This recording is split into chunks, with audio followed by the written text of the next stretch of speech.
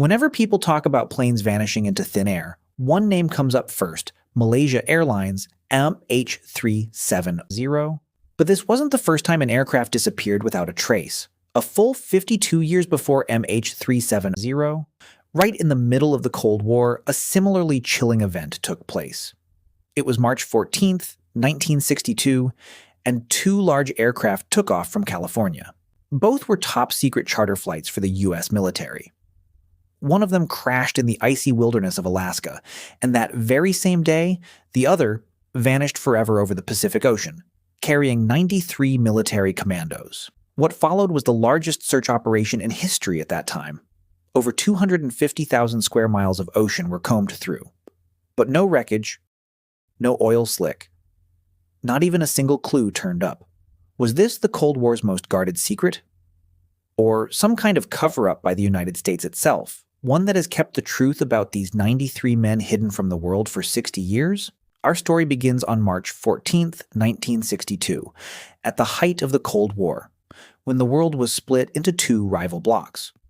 Amid all this tension, the U.S. military selected a massive, powerful aircraft for a classified mission. The Lockheed L-1049 Super Constellation. It belonged to Flying Tiger Line, chartered by the U.S. Army, and for this particular journey, it was designated Flying Tiger Line Flight 739.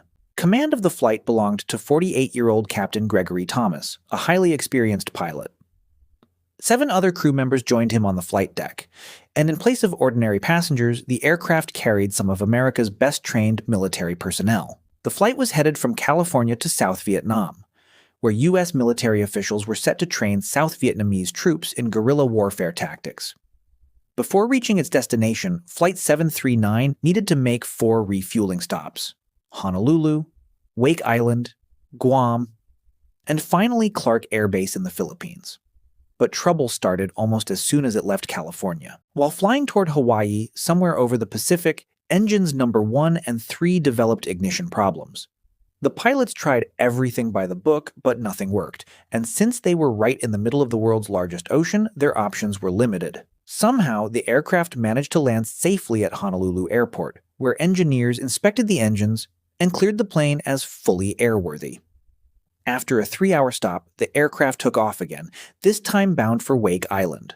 Strangely enough, the very same ignition trouble in those 2 engines resurfaced mid-flight. Their next stop was 8 hours away, and turning back was no longer an option. Pushing forward, they finally made it to Wake Island, where engineers checked the engines once more, and again found nothing seriously wrong. After leaving Wake Island, the engine trouble never returned. And 6 hours later, the aircraft landed safely at Andersen Air Force Base in Guam in the middle of the night. Passengers and crew stepped out, grabbed a meal, and rested for a while. But during this stop, something very strange happened. Once the refueling crew finished their job and left, the massive aircraft sat completely alone and unguarded for nearly 15 minutes. In that window, it would have been easy for any stranger to approach the plane unnoticed, and those quiet 15 minutes would go on to play a major role later in this story. Around 11 p.m. local time, the aircraft took off from Guam for what would be its final flight. This time, it was loaded with significantly more fuel than usual, about 9.5 hours worth, so that in case of an emergency, it could stay airborne for an extra 3.5 hours. Right after takeoff, the captain radioed ahead and asked that word of their departure be passed along to offices in California, Manila, and Hong Kong. Oddly, this was the first time on the entire trip that the crew had made such a request. 80 minutes into the flight, the pilots requested permission to climb from 10,000 feet to 18,000 feet. Guam Air Traffic Control approved the request.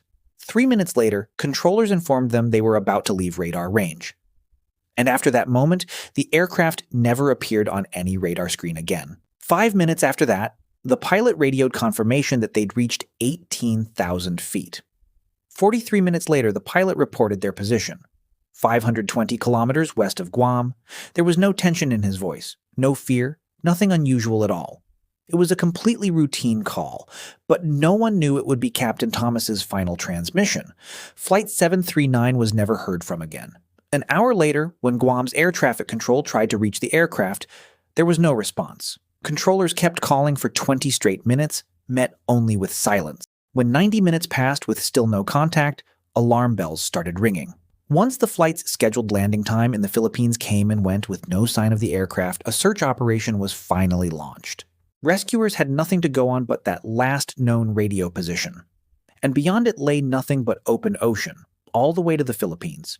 Search teams clung to the hope that maybe the radio had simply failed and the plane was still in the air somewhere. But once the point came when the aircraft's fuel would have realistically run out, that hope faded fast. Then, in the middle of all that darkness, a glimmer of a lead appeared. 1 hour and 16 minutes after the last radio contact, the crew of an oil tanker called the SS Lanson, out in the Pacific, spotted something extraordinary in the sky. 5 crew members on the tanker saw a trail of smoke streaking across the sky, followed by a massive explosion. They watched 2 fireballs fall toward the ocean. One large and fast, the other smaller and slower. According to their accounts, the blast was so powerful it lit up the ship's deck for a few seconds. The tanker's radar recorded the explosion's location just 17 miles away. The tanker's captain immediately changed course and headed toward the falling debris. They tried repeatedly to reach Manila and Guam by radio to report what they'd seen, but strangely, a technical fault at the radio station meant the message never got through. When the tanker reached the site, everything looked completely normal. They searched the area for 5.5 straight hours, sweeping the water with searchlights, but found no wreckage, no fire damage, no trace of anyone. The ocean was eerily calm, as if nothing had happened at all. Eventually, the captain called off the search, assuming it might have been some classified military exercise. When the news reached rescue teams the next day, it triggered the largest search operation the Pacific had ever seen. For 4 straight days, thousands of square miles of ocean were scoured. Thousands of personnel, along with dozens of ships and helicopters, took part. But they came up empty.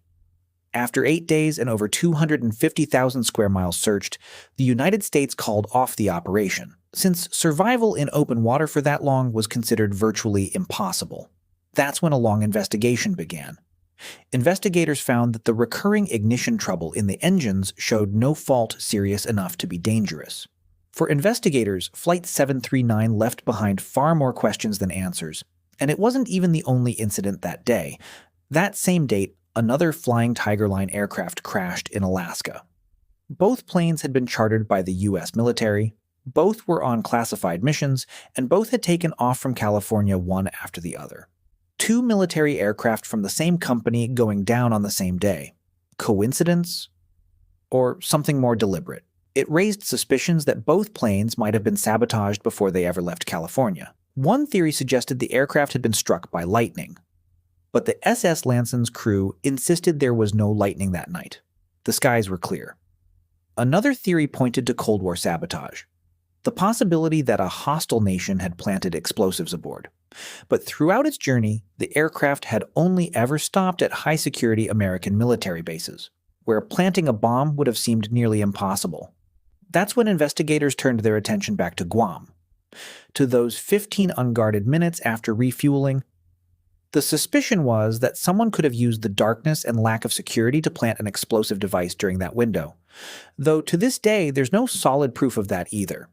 Some pointed to a possible missile strike, but wreckage from a missile-downed aircraft typically spreads for miles and floats on the surface, and the SS Lanson arrived at the scene within the hour, yet found nothing at all. And then there's the most mysterious theory of all, one that still has believers today, that the entire incident was staged by the United States itself, and that the aircraft was actually sent on another covert mission into hostile territory, with the mid-air explosion faked to cover its tracks.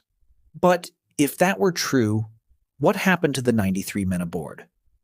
None of them ever contacted their families again. There were countless theories, but none of them were ever proven. After a year of investigation, the government officially closed the case, concluding only that the aircraft had exploded in mid-air for reasons unknown. The true cause remains an unsolved mystery to this day. Files related to Flight 739 are still classified, out of reach of the public.